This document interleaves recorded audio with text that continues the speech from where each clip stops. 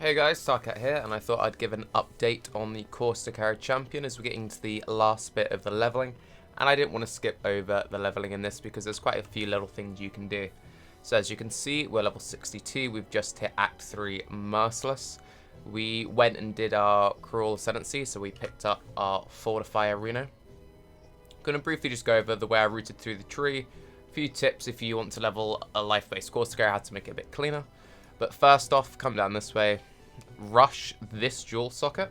The reason why you come down and rush this jewel socket is you level using the Hidden Potential jewel. Hidden Potential gives you increased damage for each magic item you have equipped, so leveling all the way through till now, I've only just started swapping out all the blue items.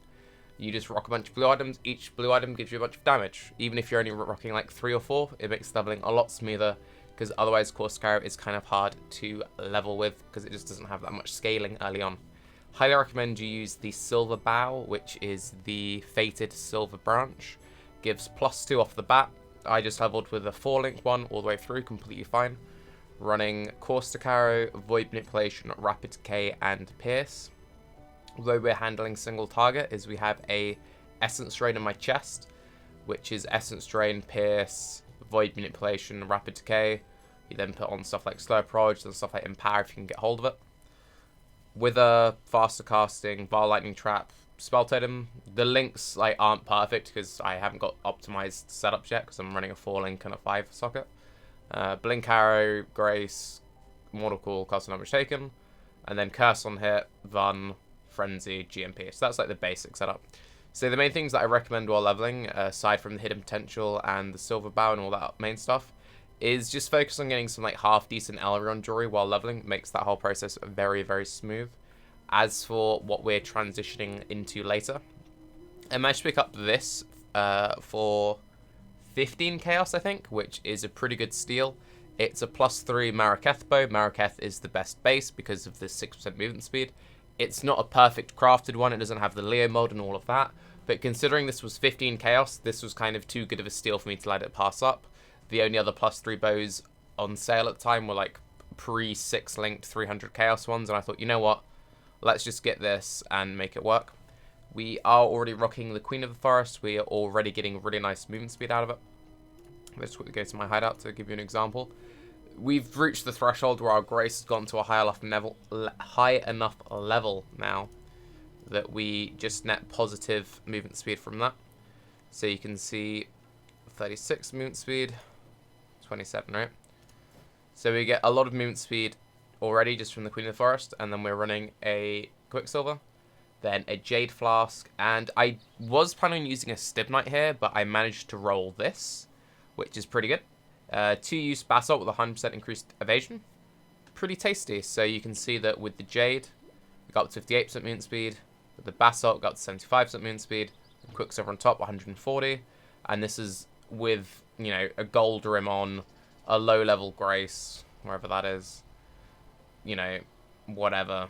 So, considering I'm also planning on slapping a Devoto's Devotion on top of that, which has a lot of evasion on it, has the 20% increased movement speed, we're still missing a lot of stuff in the tree. We're missing jewels, etc., etc. Yeah, the movement speed for this should be pretty tasty. Oh, and we also haven't picked up all the Frenzy Charge stuff yet, which is another quite big source of scaling. And obviously, all of our lab stuff gives us even more movement speed and even more evasion scaling. So we will be full Sanic. At this point, I'm just getting my HP total up. I actually skipped over Dirty Techniques.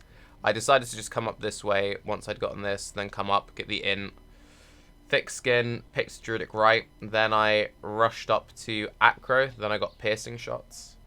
Once you get Piercing Shots, come into Shadow. I made a point of rushing up to get all the Int stuff early, just because we have a lot of things which do have quite high Int requirements. You will eventually fix that through gear and jewels, but while leveling you don't have perfect 60 Int necks. You don't have 3 jewels all with 10 Int on it. So I would recommend stacking up all the Int as early as you can. After that, you then want to come through, pick up life, pick up Primal Spirit, pick up more life. At this point, I'm probably going to, get Heart of Oak, and then I'm going to come up and get Constitution, get Marauder start, and then I will get Dirty Techniques, and then after that I'll then finish up by picking up all of the frenzy charges. I'll probably get the 2-point jewels before I do this long travel. So once I've gotten Heart of Oak, I'll probably get this 2-point jewel, then start traveling up, pick up the jewel, pick up Scion, pick up Marauder, then Dirty Techniques, then round it off with the frenzies. So nothing too fancy, but I just kind of want to give a brief update on how the character's coming along. Still pretty early, 4 PM my time, so we should get this ready to go maps by tonight. But I thought we'd do the little leveling update now. Pretty excited, pretty happy with how the character's progressing along. It's doing stuff, it looks cool, it moves around quickly. You do this, you do this, you do this, and you do that. We do have the horrible, silly purple Corsica MTX. It is kind of silly, but I actually like it, even though it does look completely nutty ridiculous, in the fact that you can actually see what the AoE of it is. With the default Corsica, it's kind of hard to see what the AoE on it. And this I just find much cleaner, even though it covers your screen in trash. And, you know, it gets really all over the place. And you can actually, if I had enough mana, I could, like, proper lag people out. If you do, like, stupid things with GMP and Quill Rain, you can just, like, lag people really hard. It's mildly amusing. But anyway, I'm Tarke. This has been a very brief update, and I'll catch you all in the next video. Peace.